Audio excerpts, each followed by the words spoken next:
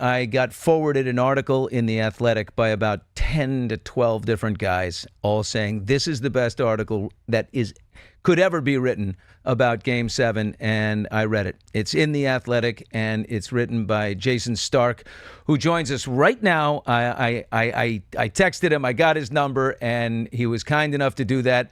I will say it's the definitive article. It had it all. It had context. It had the highlights.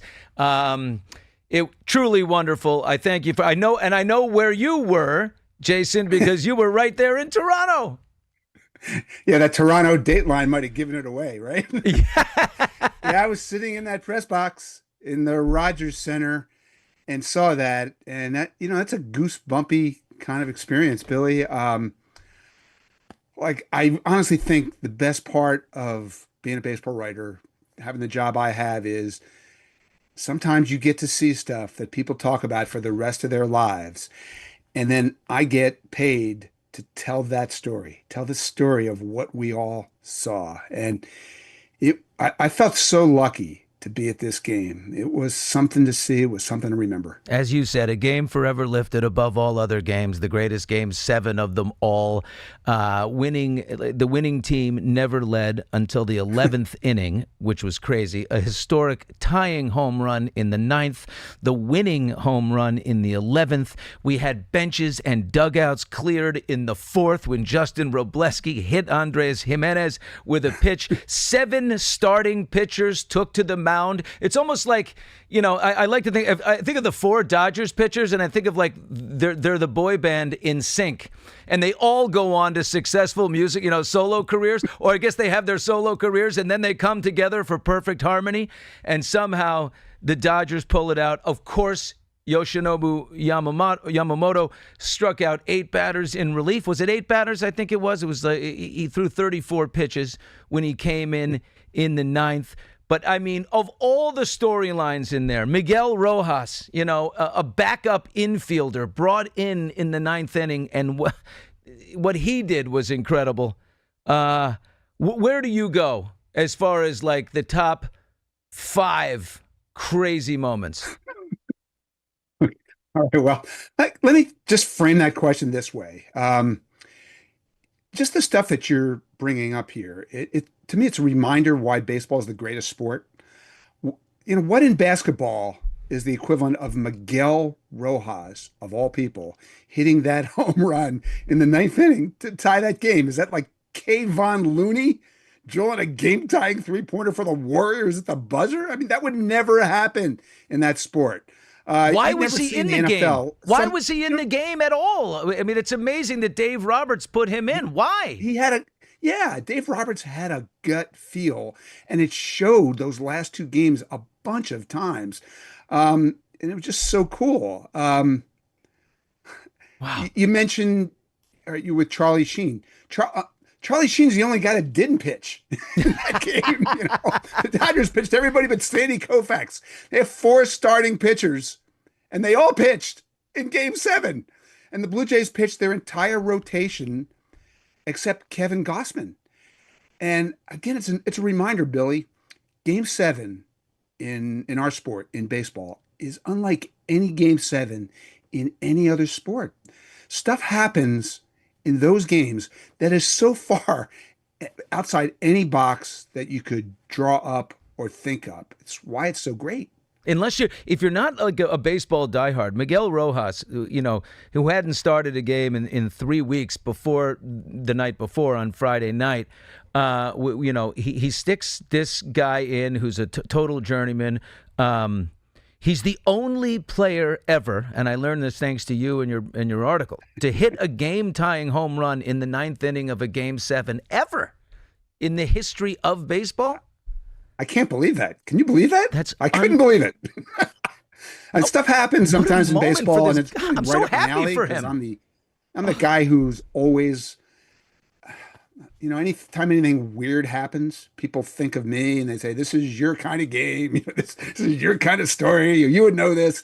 But that one absolutely shocked me, that no one had ever tied a game in the 9th inning of Game 7 of a World Series with a homer. And how about the that fact? guy did it. And then he said on the broadcast, if you're watching, that he hadn't hit a homer off a right-handed pitcher all year. So I went and looked just to make sure he was right about that, and he was wrong because he had hit one, except he hit it off a guy who was a catcher, and he was only in the game pitching because his team was down by 10 runs. That was the only home run he hit against a right-handed pitcher the entire season, and then he hit that homer in that spot against a closer who'd given up 5 hits in 5 weeks in the postseason. It's amazing. You can't make this stuff up. And let's not forget Miguel Rojas is also the guy that threw out the run at home plate that would have sent the series the other way.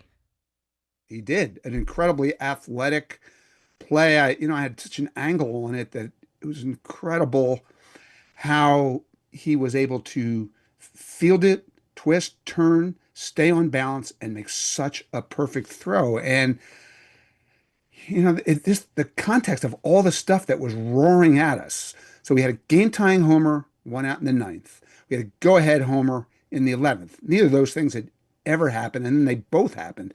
And then you start to think about everything that happened in between, where we had that play, and then the Blue Jays also, or then the Dodgers also have a guy thrown out at the plate. Mookie gets thrown out.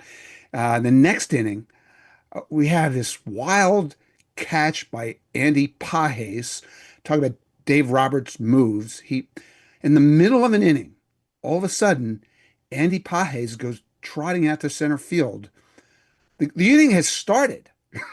And now this Dave Roberts just has this gust feel he needs to get a better defender in center field. Out goes Andy Pages. And 10 seconds later, there's a ball hit, and Andy Pages doesn't just run down, he just blows right through the left fielder, Kike Hernandez, who looks like he's dead. Lays him out completely flat on his back. He killed him and crushed him to grab that ball, grab the ball. I mean, Kike was lying there like he was not going to get up. He got hit so hard. Pages catches the ball, and there are 2 outs, and the bases are loaded, and it looked like it was actually going to be a home run. And this guy makes the save of all saves. I mean, add that to the crazy list, and we're probably not even halfway through. Exactly. And you haven't even mentioned the name of Yoshinobu Yamamoto yet. I was at the 2001 Game 7, the Luis Gonzalez game, and I still remember what it felt like to watch Randy Johnson jogging in from the bullpen in the 9th inning of that game after pitching the day before. And then it happened again. I never thought I'd see it again in my life. And then here comes Yamamoto. But Randy only got 3 outs. This guy got 8 outs. And as Freddie Freeman pointed out afterwards, he got the most outs in that game of anyone on the team. And he started the day before. That's impossible. He threw 96 pitches the day before on Friday night to win. And then he threw 34 pitches coming in relief, pitching 2 2/3 innings, which is just astounding. I wonder how this guy is so good. And then I watched that video of how he works out. He never hits the weights. He never hits the gym. It's all, throwing javelins, and he does all of his whatever those moves are that were, they're rooted in judo, but his floor exercises. I mean, this guy, he's the best pitcher in baseball, isn't he, Yamamoto? Here it is. We're watching it. Look at this guy. Holy mackerel. He's a javelin thrower. Forget the weights. That looks a lot like your workout program, right? Oh, yeah. See, I love a reverse bridge right here into a little rollout, whatever the heck I'm looking at. He is one flexible dude, but I think he's got to be the best, right? So, Paul Skeens certainly has an argument. Tarek Skubal certainly has an argument. They're going to win the Cy Young, those 2 guys. But somebody made the point to me during the World Series, and every time I watch him from now on, I'll think about it. He's the best pitcher in the world. Yeah. He won 3 straight awards in Japan, 3 years in a row as the best pitcher, best player in their sport, in their league. And then he was so much better than everybody else that the 2 seasons since, they haven't even given out that award. Oh my God! And now he's doing this. Oh wow! On the other side of the Pacific, and it is goosebump material. It's just, I'm so glad. Let me ask you this question. Did baseball need this moment? Was baseball, due to, I don't know, football, some of the licensing contract broadcast deals that they had done and a little back and forth, was baseball in need of a reminder of how great this game is and why it's our national pastime? Well, there's some people who need a reminder. There's some casual fans who think football and basketball are where it's at, and baseball's dying. And this is a reminder of just the beauty of baseball, what makes it sports. The Super Bowl's one day. It's a party. It's a great event, but it's one evening. And then the NBA finals, they go on for weeks. Yeah. 6 off days between every game, or whatever it is. And baseball just keeps roaring at you one night after night after night. I mean, I covered an 18-inning game and I wrote until 5:45 the next morning Pacific time. And then I wound up covering this extra inning game. I sent the last hunk of my story in at 7:15 a.m. in the East Standard Time. Yeah.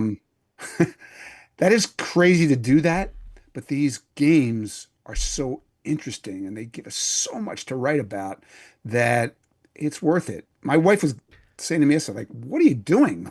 And I said, outside of the sleep deprivation, it's fun. I'm having fun at work, fun honey. To tell the stories. I'm having fun at work. Oh my God!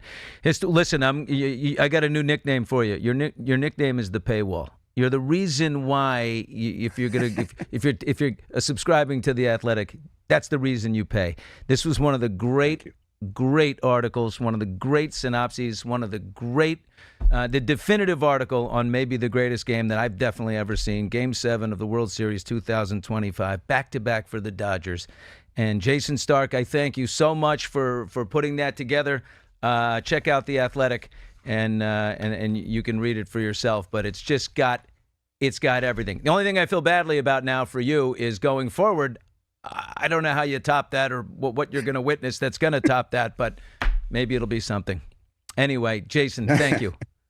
Bill, you're very kind. I enjoyed talking to you. Thank you so much for having me. All right, we'll stay in touch. Wow, what an article. It's just terrific. And what a moment. Where were you? Love to know where you were. Let us know in the comment section.